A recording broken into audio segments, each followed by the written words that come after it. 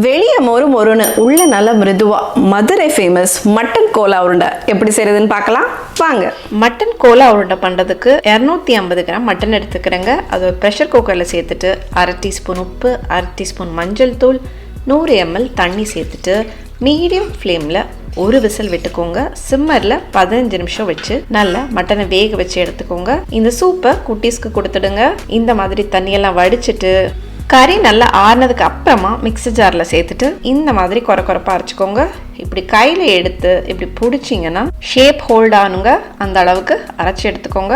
கறியை அரைச்சி எடுக்கும் போது ரொம்ப மையாக அரைக்க வேண்டாம், கொஞ்சம் மீட்டி டெக்ஸ்சர் இருந்தால் தான் கோலா உருண்டை நல்லா சாப்பிட்றதுக்கு நல்ல டேஸ்டியாக இருக்கும். இப்போ ஒரு மசாலா ரெடி பண்ணிக்கலாங்க. 1 டீஸ்பூன் எண்ணெய், 1 டீஸ்பூன் பெருஞ்சீரகம், ஒரு பெரிய வெங்காயத்தில் பாதி வெங்காயத்தை சேர்த்துட்டு வெங்காயம் நல்லா சாஃப்ட் ஆனதுக்கப்புறமா ஒரு காய்ந்த மிளகாய், 2 பல் பூண்டு, ஒரு சின்ன துண்டு இஞ்சி, இது எல்லாத்தையும் சேர்த்துட்டு ஒரு 2 நிமிஷத்துக்கு வதக்கிக்கோங்க. அது கூடவே 1/2 டீஸ்பூன் தனி மிளகாய் தூள், 1/2 டீஸ்பூன் கொத்தமல்லி தூள், 1/2 teaspoon garam masala. Stove off பண்ணிவிட்டு மசாலா சேர்த்துக்கோங்க. நல்லா ஆறுனதுக்கு அப்புறமா மிக்ஸி ஜாரில் சேர்த்துட்டு கொரப்பாக பல்ஸ் பண்ணி எடுத்துக்கோங்க. கறியிலையும் மசாலாலையும் ஈரப்பதம் சுத்தமாக இல்லாத மாதிரி பார்த்துக்கோங்க.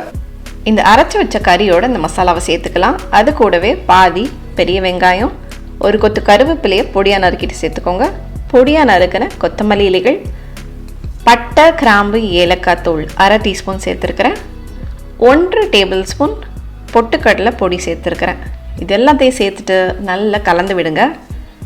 மசாலா, கறி, பொட்டுக்கடலை எல்லாம் சேர்த்து நல்லா மசாஜ் பண்ணி இந்த மாதிரி ஆனதுக்கப்புறமா ஒரு முட்டையை அடித்து எடுத்து வச்சுக்கிறேன். அதில் 1/2 முட்டையை சேர்த்துக்கிறேன்.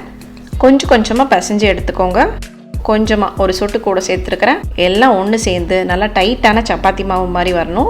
ஒரு சொட்டு எண்ணெய் சேர்த்துக்கோங்க. கையில் சின்ன உருண்டைகளாக எடுத்துட்டு உருட்டி எடுத்துக்கோங்க. நல்லா டைட்டாக கிராக் இல்லாமல் உருட்டி எடுத்துக்கோங்க.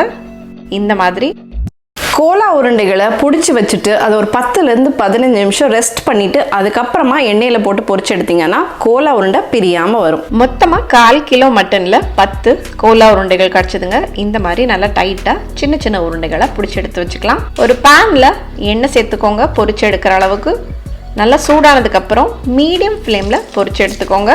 2லேருந்து 3 நிமிஷம், அதுக்கு மேலே வேக வைக்காதீங்க, போதுமானதாக இருக்கும். வெளியே மட்டும் இந்த மாதிரி நல்ல கிறிஸ்பியான கோட்டிங் கிடச்சா போதும்.